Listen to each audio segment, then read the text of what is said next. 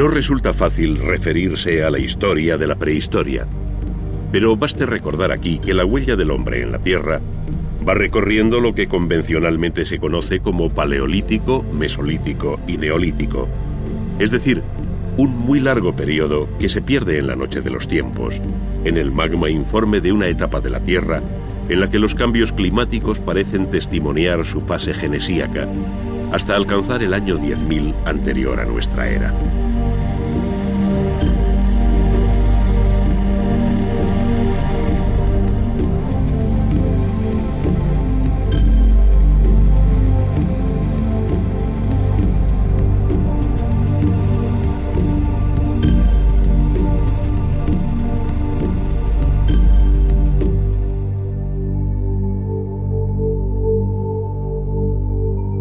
Cada una de estas etapas conoce varias subdivisiones, escaladas con gran esfuerzo por un hombre que a través de las razas de Neandertal y Cromañón alcanza entre los estudiosos el apelativo de Homo sapiens sapiens. Él fue ya capaz de tallar la piedra con gran habilidad, mostrando singular destreza en el manejo de las manos y de unas rudimentarias herramientas.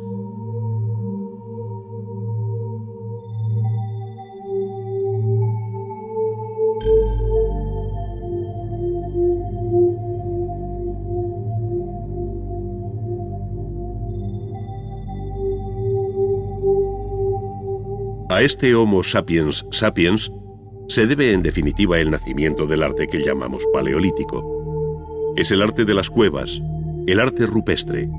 Son los primeros relieves y pinturas, los pequeños utensilios tallados en hueso, las primeras esculturas, como las conocidas Venus paleolíticas. Un mundo, en fin, que anuncia nuevos horizontes.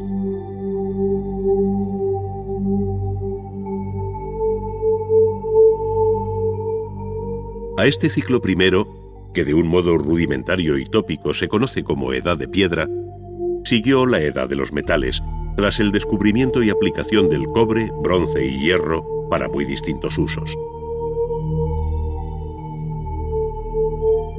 Ello dio lugar a lo que se viene llamando protohistoria, como un paso intermedio entre la prehistoria y la historia propiamente dicha.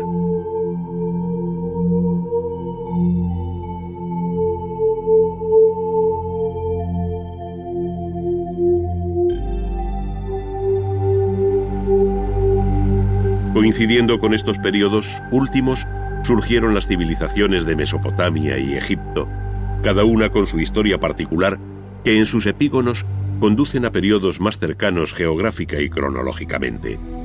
No en vano, una y otra saludaron desde su ancianidad a culturas más jóvenes, que tomaron el testigo de la historia, constituyéndose en la base de la que un día se llamaría cultura occidental, esto es, Grecia y Roma.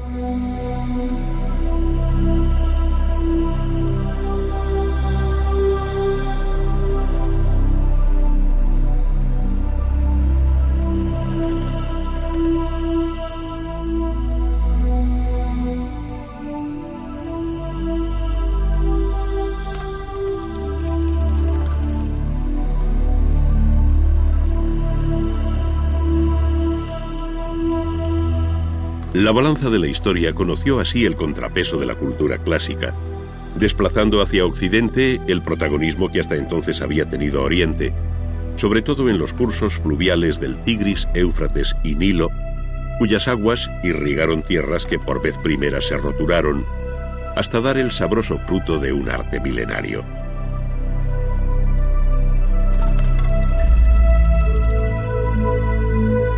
Este estuvo sujeto a 1000 avatares que hicieron del arte mesopotámico un difícil cuadro de secuencias yuxtapuestas, mientras que el arte egipcio aparece con una serenidad inmutable, donde solo el especialista es capaz de percibir los leves cambios producidos en su milenaria existencia.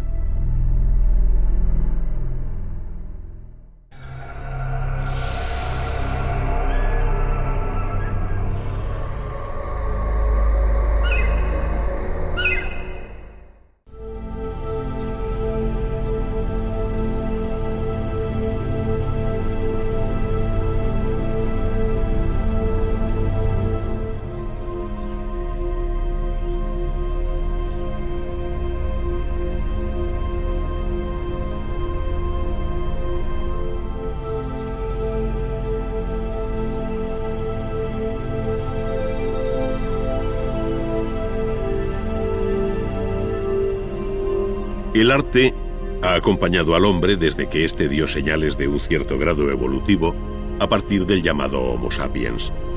Más allá de los utensilios en piedra, cuya talla va dominando en forma de hachas, raederas, cuchillos o puntas, muy pronto se abrió camino el gran arte de la pintura.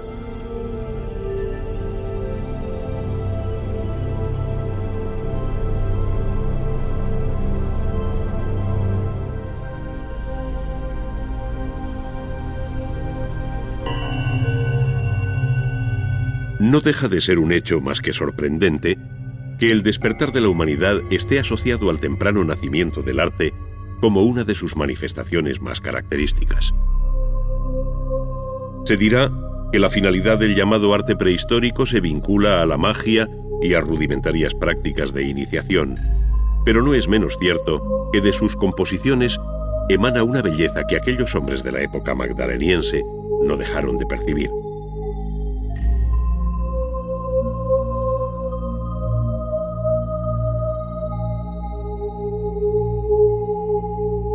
Dicho de otro modo, en medio de aquellos grupos de nómadas que en difíciles condiciones de vida seguían a los animales de cuya existencia dependía la suya propia, surgió un hombre con especial talento para dibujar, mezclar los colores y reproducir la realidad que le rodeaba, dando entrada al artista en la historia, aunque éste permanezca en el más oscuro de los anonimatos.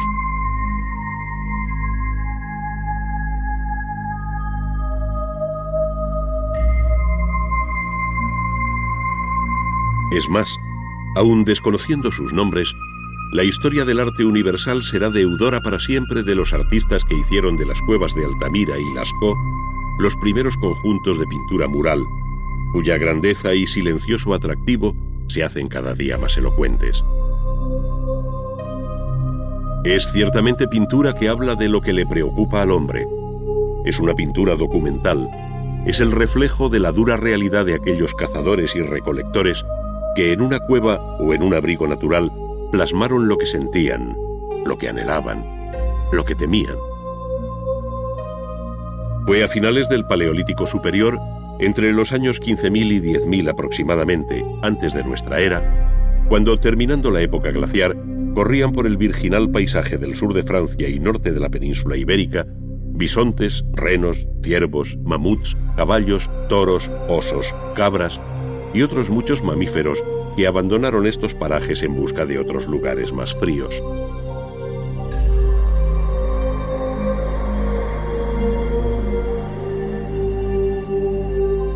Toda aquella variada fauna fue captada por el artista con ojo atento y mano sabia, haciendo evidente y vivo lo que paleontólogos y arqueólogos hallan inerte bajo tierra.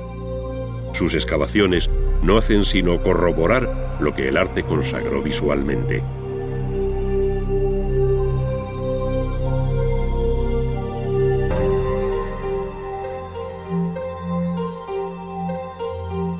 Sin poder ni querer establecer ahora posibles grupos estilísticos y dejándonos llevar por la obra misma, es fácil observar cómo en unos casos se perfilan los animales con una línea y en otros se le da volumen con manchas de color matizadas, además de aprovechar las protuberancias de la roca a las que se adapta la figura.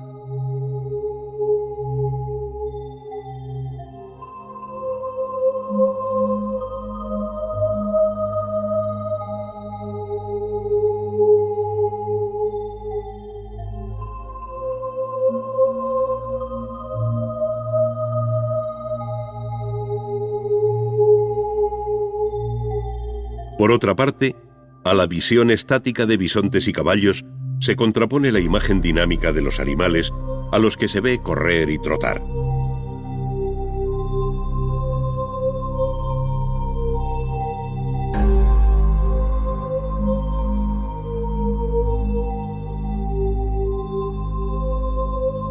Se distinguen igualmente los machos de las hembras, es decir, no se trata de una interpretación generalizada, sino muy precisa y realista, que en ocasiones alcanza una tercera dimensión al tratarlas como verdaderos bajorrelieves, cuando no son simples figuras incisas o grabadas.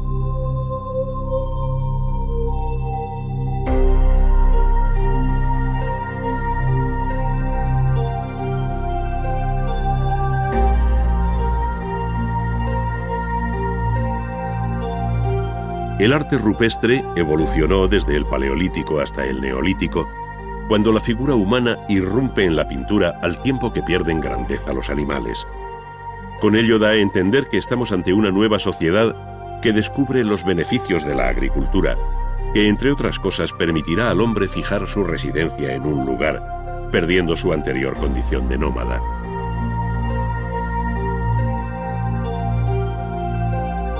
Pero es más, en esta evolución y cambio, el arte de la pintura formuló expresiones que llegaron a la máxima abstracción, como si se tratara de una visión anticipada de la futura historia del arte, que ha tenido en el realismo y en la abstracción conceptual las dos referencias expresivas básicas.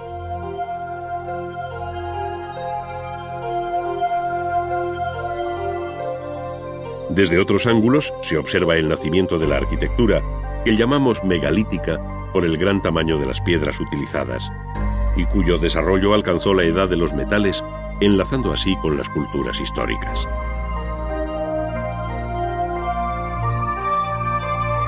Abandonada la cueva como abrigo natural, el área mediterránea asiste a la erección de las construcciones megalíticas más antiguas hoy conocidas, como son los formidables templos de la isla de Malta, que datan del cuarto milenio a.C.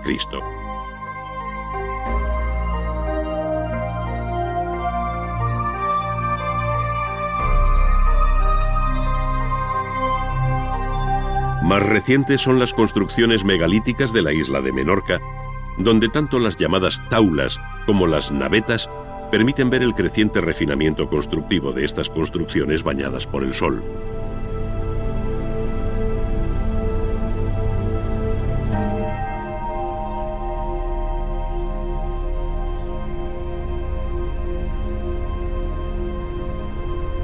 Por contraste, en otros lugares se construyen cámaras y corredores que posteriormente se sepultan bajo un montículo de tierra, recordando así el origen natural y cueviforme de la primera arquitectura.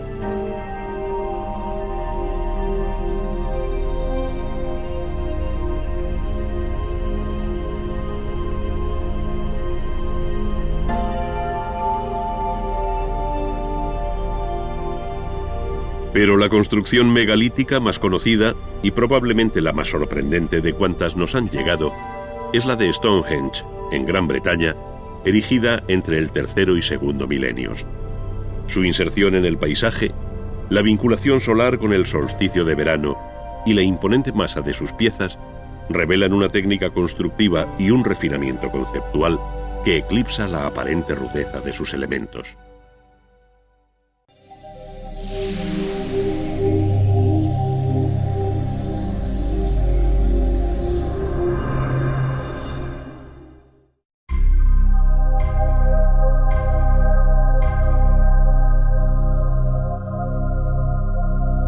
En el libro del Génesis, al mencionar el paraíso se dice: salía de Edén un río que regaba el jardín, y de allí se partía en 4 brazos.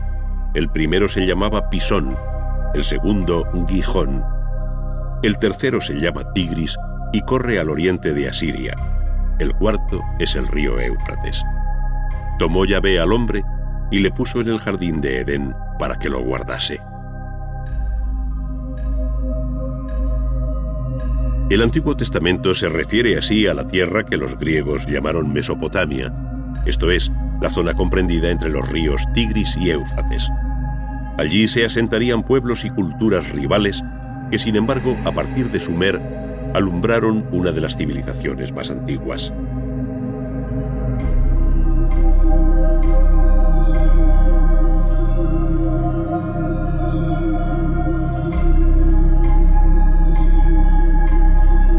En efecto, la invención de la escritura por los sumerios en torno al año 3000 significa el paso hacia la historia escrita, cuya memoria se recogió en combinaciones de signos con forma de cuña, conocidas como escritura cuneiforme. Fueron los escribas y sacerdotes quienes fijaron nombres y escribieron aquellas crónicas que permiten descifrar hoy la historia de Sumer, tantas veces plasmada sobre los propios relieves y esculturas.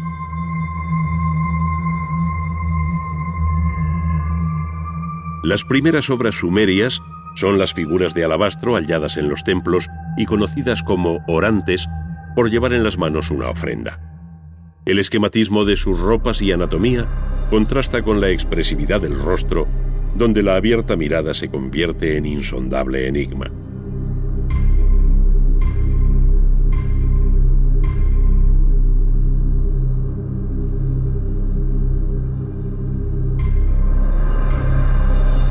Por otra parte, los relieves representan una crónica viva de cuanto sucedió entonces, tanto por la acción escenificada como por la leyenda que le acompaña, según se ve en la estela de Ur-Nanshe, rey de Lagash.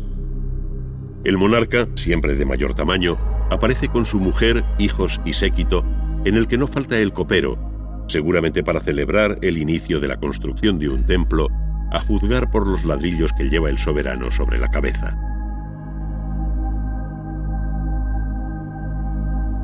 Pero fueron la paz y la guerra el tema más frecuente en estos relieves del tercer milenio antes de Cristo, en los que, al tiempo que se narran los grandes acontecimientos de la historia política, se dieron los primeros pasos de la historia del arte y de ahí su extrema importancia.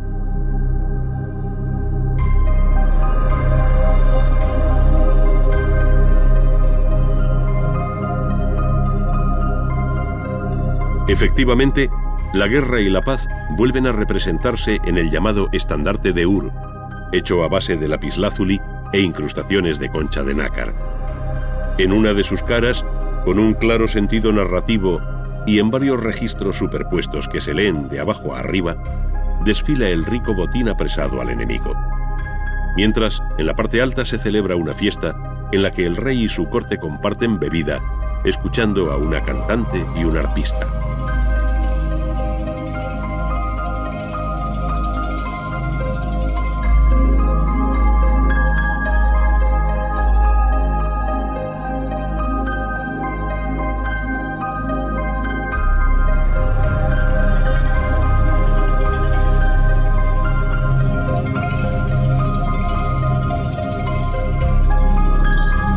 Este bello y delicado instrumento coincide en todo con los hallados en la ciudad de Ur, que hasta la reciente guerra de Irak se custodiaban en el Museo de Bagdad.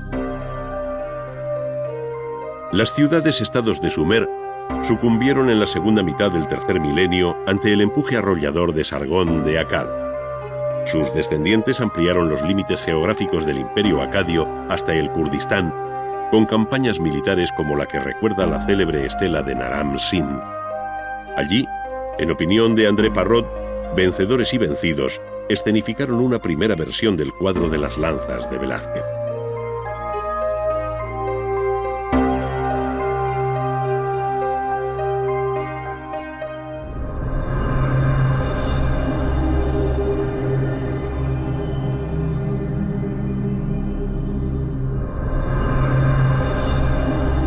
Sin embargo, antes de terminar aquel milenio, se produjo una fuerte reacción neosumeria.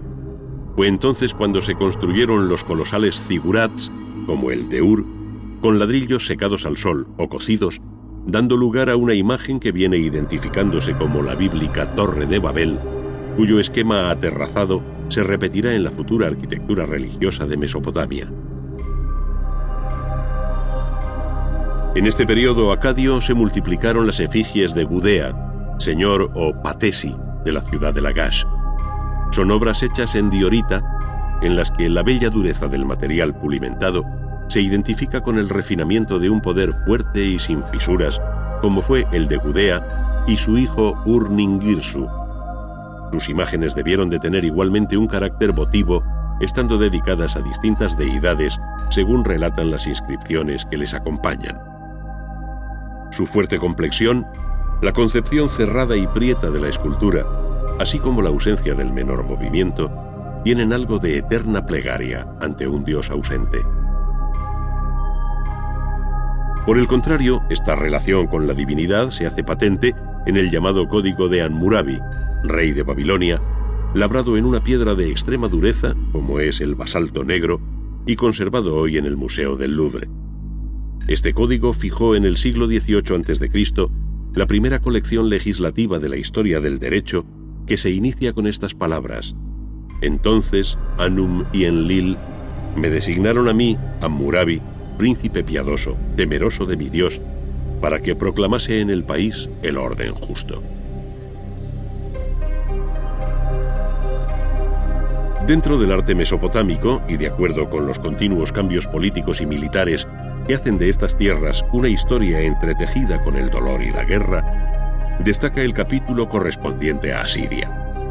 Su periodo más interesante terminó con la caída de Nínive en el 612 a.C., y en su haber se encuentra el palacio de Sargón II en Khorsabad, con sus entradas custodiadas por toros alados de rostro humano y muros revestidos de bajorrelieves en alabastro.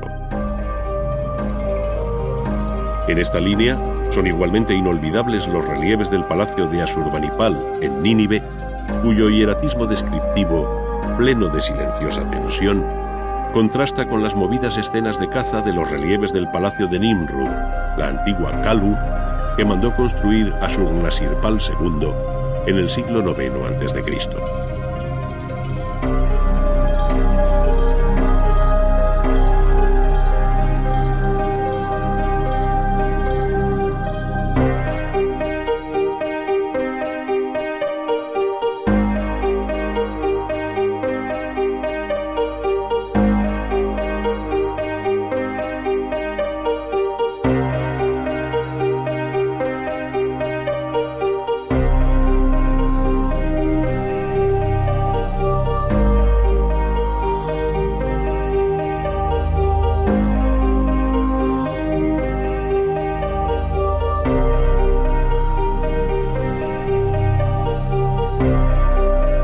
En este campo, las imágenes de animales como la leona herida quedarán para siempre en nuestra retina como una de las obras más sobresalientes de la historia del arte.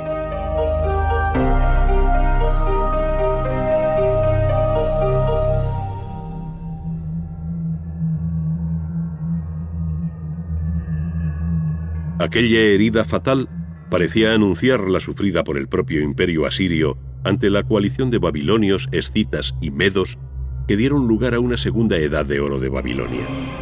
Es entonces, en el siglo VI, cuando Nabopolassar y Nabucodonosor reconstruyeron la ciudad sobre el río Éufrates que atravesaba Babilonia como un canal interior. En sus fuertes murallas se abrieron 100 puertas, según escribe exageradamente Heródoto, destacando la más cercana al palacio dedicada a la diosa Istar, hoy reconstruida en Berlín.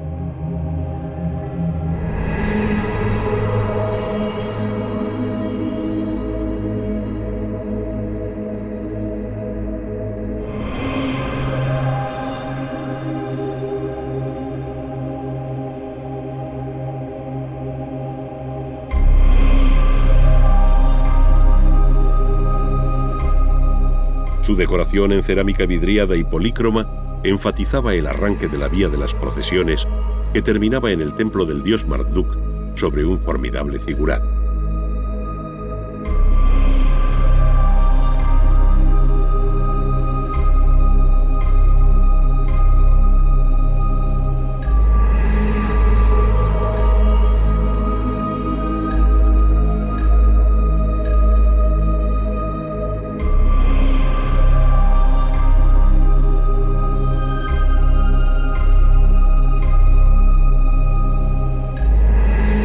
Pero lo que más llamó la atención de viajeros, soldados e historiadores fue el verdor de los árboles que asomaban por encima de las altas murallas de Babilonia como un espejismo. No era otra cosa que los míticos jardines colgantes con los que Nabucodonosor quiso mitigar la nostalgia del paisaje que vio crecer a la reina Amiotis, hija del rey de los Medos. Para ello se dispuso de suelo artificial sobre una estructura de pilares y bóvedas de ladrillo con un perfil escalonado. El agua se subía por un procedimiento de poleas, de tal forma que por caída se regaba el jardín de especies arbustivas y arbóreas cuya impermeabilización se aseguraba con betún. Surgió así una de las 7 maravillas del mundo antiguo, que sin embargo conocería una vida muy corta.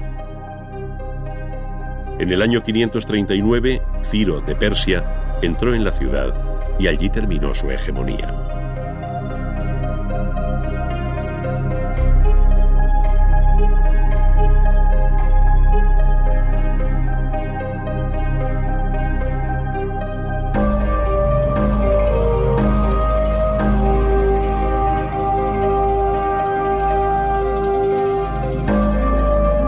Comenzaba entonces el último episodio político y artístico de esta tierra, el arte persa, en el que confluyen muchos de los rasgos que caracterizaron hasta entonces el arte mesopotámico.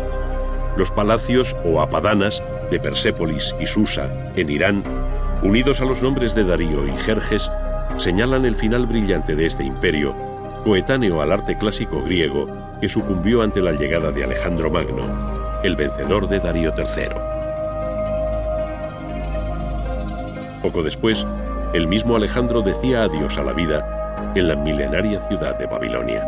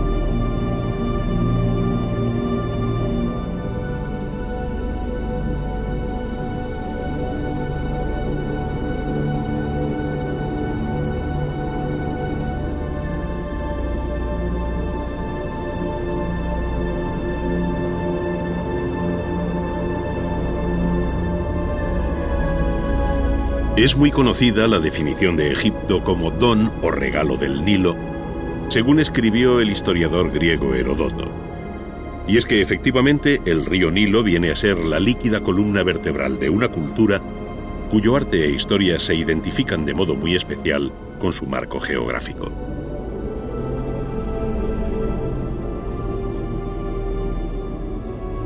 Baste decir que el Nilo, al igual que separa el desierto oriental del occidental, señala también la divisoria entre la vida y la muerte, de tal manera que las ciudades, con sus monumentales templos, se erigieron en la margen derecha de su cauce, mientras que pirámides, mastabas, hipogeos y demás enterramientos se situaron en la orilla izquierda. Entre una y otra ribera, la barca de Isis recorrió las aguas del Nilo buscando el cadáver despedazado de su esposo Osiris, dios y juez de los muertos.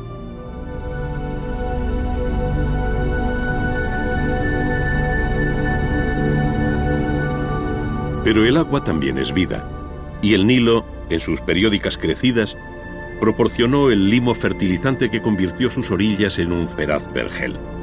Es decir, al igual que ocurrió en Mesopotamia con el Tigris y el Éufrates, ahora es el Nilo el río que proporcionó savia a uno de los focos culturales más extraordinarios de la antigüedad.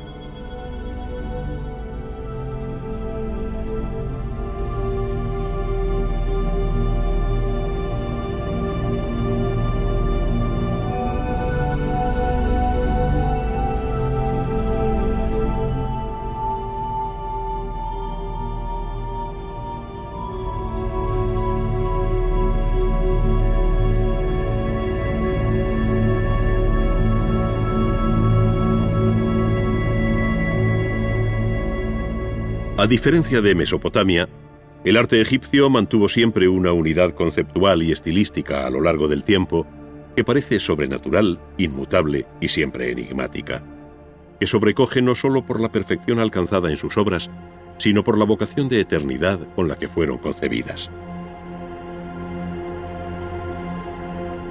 El hecho de la momificación sintetiza ejemplarmente el deseo de permanencia de una civilización que encadenó el tiempo limitado de los hombres al tiempo infinito de los dioses.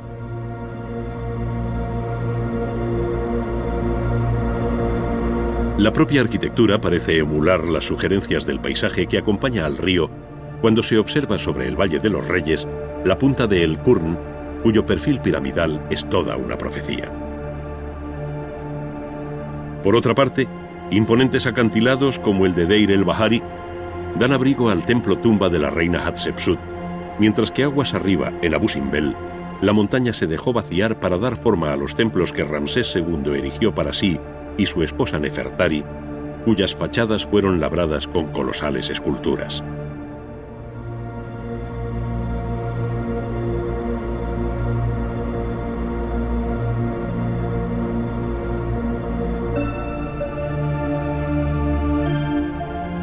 Sin embargo, son las pirámides las que se han quedado en la memoria como la hazaña constructiva más sobrecogedora del antiguo Egipto, siendo la de Saqqara la más antigua de las conservadas.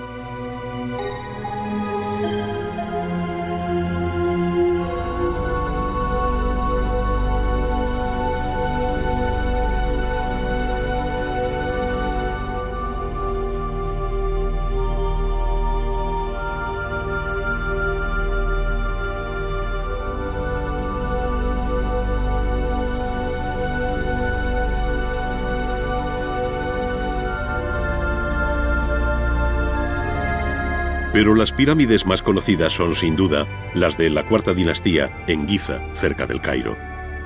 Allí, la relación compositiva de unas con otras, la presencia de la Gran Esfinge, el acompañamiento de pirámides menores, mastabas y templos funerarios dan una idea cabal de lo que llegaron a ser las necrópolis egipcias a orillas del Nilo. En Giza, las 3 pirámides mayores, construidas a mediados del tercer milenio antes de nuestra era, albergaron los enterramientos de Keops, Kefren y Mykerinos.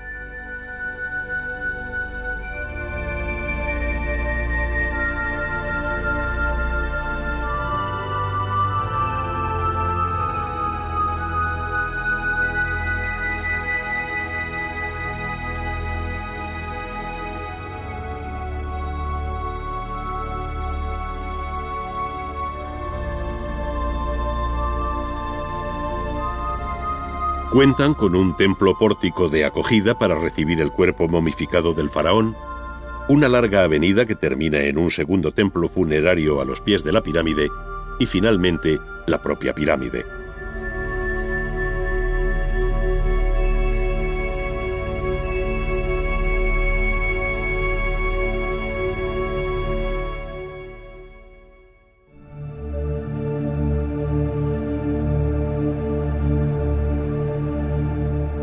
En su secreto, angosto y oscuro interior, los pasadizos, corredores y galerías ofrecen un sofisticado sistema de seguridad y engaño para desorientar a los salteadores de tumbas y asegurar así el reposo eterno del faraón en su cámara sepulcral.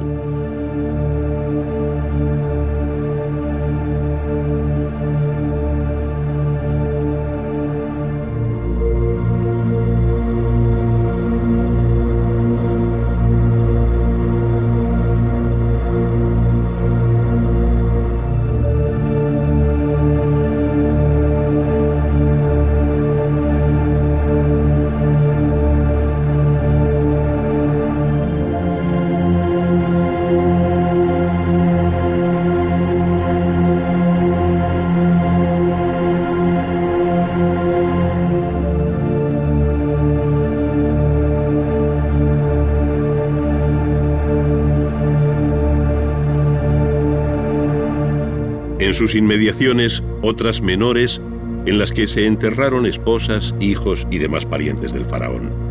Todo siempre de acuerdo con un orden axial, jerárquico y riguroso, en una estudiada orientación astronómica.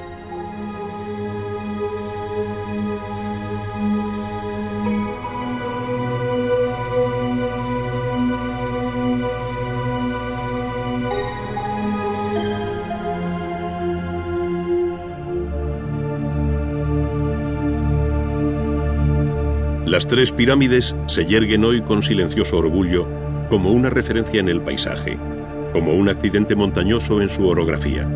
Parecen pertenecer más a la naturaleza del desierto que a la historia de un pueblo.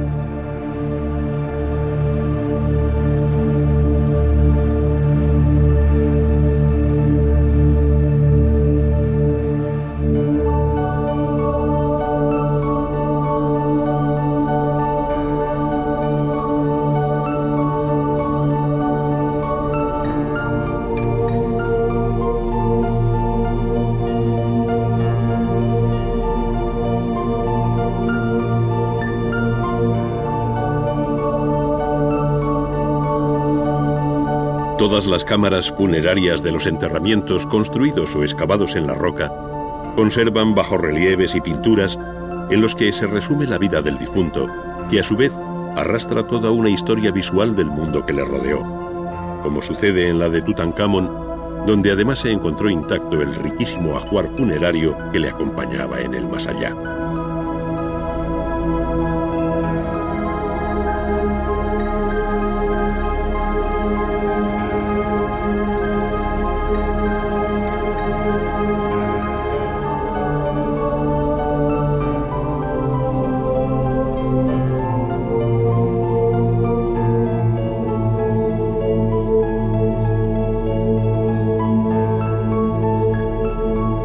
En estos recintos funerarios se muestra la vida toda del antiguo Egipto, sus dioses y creencias, la guerra, la paz, la caza, el paisaje, la flora y la fauna, es decir, todo cuanto tuvo entidad en este formidable valle del Nilo.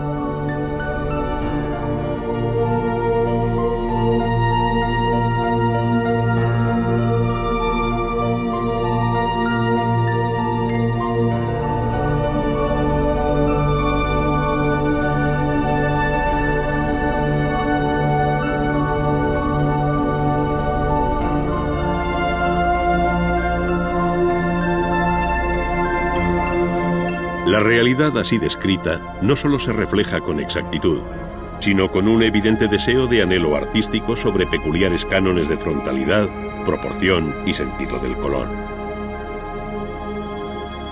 Con un claro horror al vacío, la escritura jeroglífica rellenó espacios intermedios, proporcionando una información complementaria a la escena, como si fuera la voz en off de un invisible narrador.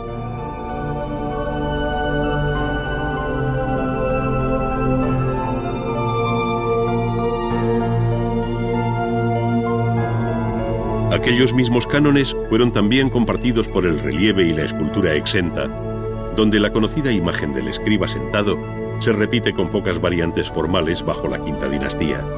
Es decir, sus ojos abiertos nos miran así desde hace unos 4.400 años.